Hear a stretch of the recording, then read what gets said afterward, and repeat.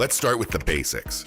Fat tires are those big, oversized bicycle tires you've probably seen on off-road or adventure bikes. They're usually 3.8 inches wide or more, designed to run at low pressure and handle rough terrain like sand, snow, and mud. Sounds impressive, right? Well, not so fast. Because while fat tires look cool and promise a lot, for most riders, they actually come with more downsides than benefits. And that's exactly what we're breaking down today.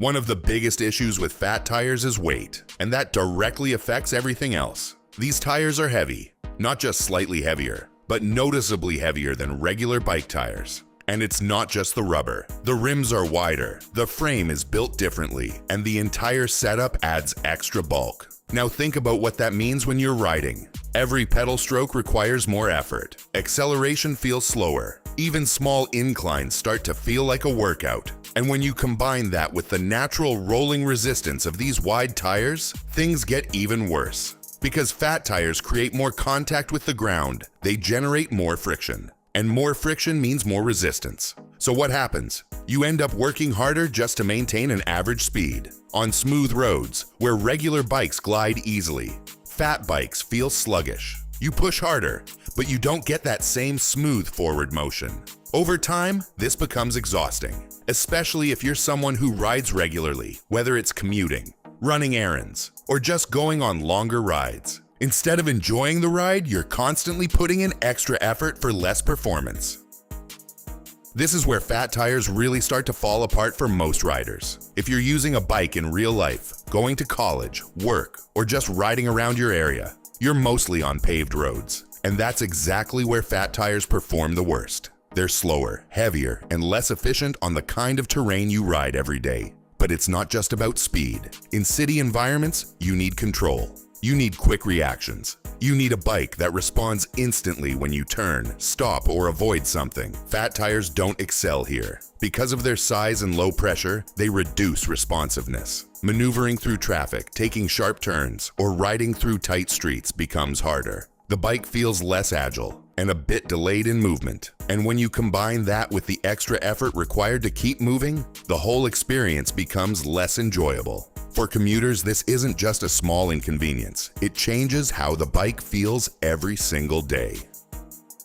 Another thing people don't realize at first is how fat tires affect handling. Yes, they feel stable in a straight line, but stability doesn't always mean control. When it comes to agility, quick turns, precise movements, or technical riding, the bike feels slower and less responsive. It doesn't react as sharply as a standard bike, which can take away from the overall riding experience. Then comes the cost. Fat bikes are usually more expensive, and there's a reason for that. They require specialized components, wider frames, unique rims, and oversized tires that aren't as common in the market. And the cost doesn't stop after you buy the bike. Maintenance can be more expensive too. Finding replacement parts isn't always easy, especially depending on where you live. Even something as simple as replacing a tire or tube can cost more than usual. On top of that, there's the issue of practicality. These bikes are bulky. They take up more space. Storing them in small rooms, carrying them upstairs, or fitting them into a car becomes a challenge. It's something that doesn't seem like a big deal at first, but in daily life it adds up. And once you're in that setup, you're pretty much locked in. You can't easily switch to regular tires, which limits flexibility. Now, to be fair, fat tires aren't useless. Not even close. In fact, in the right conditions, they're incredibly capable. This is where they finally make sense. On surfaces like sand, snow, mud, or loose gravel, they offer incredible traction. The wide surface area spreads your weight, preventing the bike from sinking. That means better grip, better control, and more confidence in challenging environments. This is something regular bikes struggle with. They're also extremely comfortable on rough terrain. Because of their low pressure and large volume, fat tires act like natural suspension. They absorb bumps, vibrations, and uneven surfaces much better than standard tires. So when you're riding on rocky trails or broken paths, the experience feels smoother and more forgiving. And this is exactly why fat bikes are popular among adventurers. If you're exploring off-road trails, riding in snow-covered areas, or going through muddy and unpredictable terrain, fat tires can be a game changer. They're built for those extreme environments where normal bikes simply don't perform well.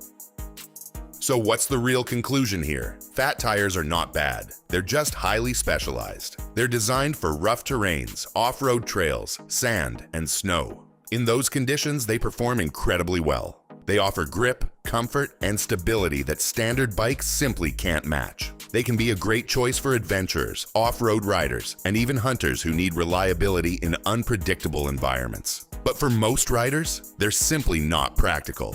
If you're commuting, riding in the city, or spending most of your time on paved roads, fat tires end up working against you. They're heavier, slower, less efficient, and more expensive to maintain. And over time, those downsides become very hard to ignore. So before choosing a fat tire bike, think about how you actually ride. Because in the end, the best bike isn't the one that looks the toughest. It's the one that fits your everyday needs. That's it for today. Hope this video helped guide you toward choosing the right bike for your needs. Let me know down in the comments. Did it help? Or what are your thoughts on fat tires? I'd love to hear your take. If you found this useful, don't forget to hit like and subscribe for more content like this. Till then, peace.